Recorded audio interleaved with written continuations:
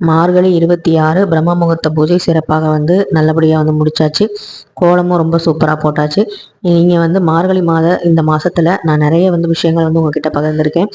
அதில் இன்றைக்கி நான் பகிர்ந்துக்கிற ஒரு விஷயம் அப்படி என்னன்னு பார்த்தீங்கன்னா, நம்ம சாமியே இல்லை, சாமி கல் அப்படின்னு சொல்லி ஒரு ஒரு ரகம் சொல்லுவாங்க.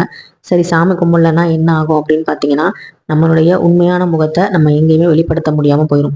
சாமின்னு ஒரு இடம் இருக்குது, கோவில்னு ஒரு இடம் இருக்குது அப்படிங்கிறனால தான் அங்கே போய் நம்ம கஷ்டத்தை வெளியே சொல்ல முடியாத சில விஷயங்களை கூட அந்த கல்லாக இருந்தாலும் சரி, கடவுளாக இருந்தாலும் சரி, அவங்கக்கிட்ட கொஞ்ச நேரம் புலம்பிட்டு வரோம். புலம்புறதுக்கு இங்கே ஒரு இடம் நம்ம எல்லாத்துக்குமே தேவைப்படுது. சரி, மனுஷங்கள்கிட்ட புலம்புனான்னு கேட்டால் 5 நிமிஷத்துக்கு மேலே நம்ம கஷ்டத்தை கேட்கறதுக்கு இங்கே யாருக்கும் பொறுமையும் இல்லை. 5 நிமிஷத்துக்கு மேலே நம்ம மனசு அவங்க சொல்கிறவங்கள நம்பவும் நம்பாது. சரி, என்னதான் பண்ணுறது அப்படின்னு பார்த்தா, சந்தோஷத்தை பகிர்ந்துக்க நிறைய பேர் கூட வருவாங்க. ஆனால் கஷ்டத்தை பகிர்ந்துக்க பங்கு போட பங்காளி கூட வரமாட்டாங்க. இதுதான் நிதர்சனமான உண்மை. நான் பிஜி படிக்கும்போது பார்த்தீங்கன்னா, ஒரு சைக்காலஜி பற்றின ஒரு கிளாஸ் 1 டே கிளாஸ் நடந்துச்சு. அது சென்னையில் நடந்துச்சு. நானும் என்னோடய சீனியர் போயிருந்தோம். அப்போ போகும்போது பார்த்திங்கன்னா, அந்த நடத்தினவங்க சொன்னாங்க, உங்களை பற்றின ரகசியம் உங்கள்கிட்ட நீங்கள் யார்கிட்ட இது வரைக்கும் சொல்லாத கஷ்டம் ஏதாவது இருந்தால் உங்கள் பக்கத்தில் இருக்கிறவங்கள்ட்ட நீங்கள் ஷேர் பண்ணுங்கள் அப்படின்னு சொன்னாங்க. அப்போ பார்த்திங்கன்னா, எனக்கு பக்கத்தில் ஒருத்தங்க பிளைண்டு, அவங்க லேடி, அவங்க பார்த்திங்கன்னா என்கிட்ட நிறைய ஷேர் பண்ணாங்க. நான் அவங்கள்ட்ட கேட்டேன், நீங்கள் எனக்கு முன்ன பின்ன தெரியாது, ஆனால் என்கிட்ட இவ்வளோ விஷயம் ஷேர் பண்ணுறீங்களே, எப்படி என் மேலே நான் அவ்வளோ நம்பிக்கையா அப்படின்னு நான் கேட்டேன். நான் போய் யார்ட்டையும் சொல்லிட்டேன்னா என்ன பண்ணுவீங்க அப்படின்னு நான் கேட்டேன்.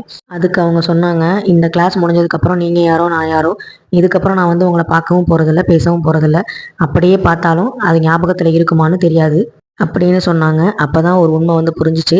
நம்ம கூட இருக்கவங்க கிட்ட நம்மளை விட்டு அவங்க போகக்கூடாதுங்கிறதுக்காக ஏதோ ஒரு வகையில் நடிக்கிறோம், மறைக்கிறோம். கோவமே வந்தாலும் கட்டுப்படுத்திக்கிறோம். ஆனால் தெரியாத நபர்களிடம் நம்ம நடிக்கிறதும் இல்லை, நம்முடைய உண்மை முகத்தை காட்ட தயங்குவதும் இல்லை. அதனால் நம்ம கூட இருக்கவங்கள்ட்டையும் சில நேரங்களில் உண்மை முகத்தை காட்டுங்க. அப்போ தான் நம்மளுடைய வலி வேதனை எல்லாமே புரியும். அதே மாதிரி பேச வேண்டிய இடத்துல பேசுகிறதும் பார்த்திங்கன்னா ரொம்ப ரொம்ப நல்லது. எல்லா நேரமும் அட்ஜஸ்ட் பண்ணிக்கிட்டு பேசாமல் இருந்தால் நமக்கு யாரும் இங்கே சிலை வச்சு மாலை போட போகிறது இல்லை. என்ன இது வரைக்கும் யாருமே நீ எப்படி இருக்க, நல்லா இருக்கியான்னு கேட்டதே இல்லை. அதாவது பார்த்தீங்கன்னா, ஃபார்மாலிட்டிக்கு ஹவ் ஆர் யூ, அப்படி ஐ எம் ஃபைன் அப்படின்னு சொல்கிற மாதிரி இல்லை. உனக்கு ஏதாவது விருப்பம் இருக்கா, உனக்கு ஏதாவது கஷ்டம் இருக்கான்னு சொல்லி யாரும் இது வரைக்கும் உட்காந்து கேட்டதில்லை. ஏன்னா நான் அந்த மாதிரி நடந்துக்கிட்டதும் இல்லை. ஆனால் இனிமேல் பார்த்தீங்கன்னா, இந்த வருஷத்துலேருந்து எனக்கு வலிச்சா நான் சொல்லலாம் அப்படின்னு சொல்லிட்டு தான் நான் நியூ இயர் ரெசல்யூஷனே எடுத்திருக்கேன். ஏன்னா நம்ம வழிகளை சொல்லாதனால நிறைய பேருக்கு நமக்கு வழியே இல்லைன்னு நினச்சிட்டு இருக்காங்க. நமக்கும் வழிகள் இருக்குது. நம்மளும் பார்த்தீங்கன்னா நிறைய விஷயங்கள் கடந்து தான் வந்திருக்கோம். அதனால் இந்த வழிகளையும் வேதனைகளையும் எனக்கு வலிச்சா வலிக்குது அப்படிங்கிறத சொல்கிறதுல ஒன்றும் தப்பு இல்லை.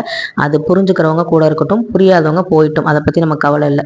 ஸோ எதாக இருந்தாலும் மனசை விட்டு ஓப்பனாக பேசுங்க. அப்போ தான் நம்ம மனசு ரிலாக்ஸாக இருக்கும். நன்றி.